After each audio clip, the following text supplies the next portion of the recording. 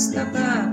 Ako ay masaya dahil kapiling ka ngayong umaga.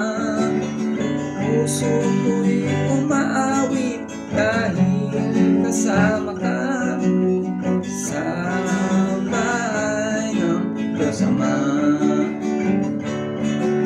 Kamusta ka? Kamusta ka? Ako ay masaya dahil kapiling ka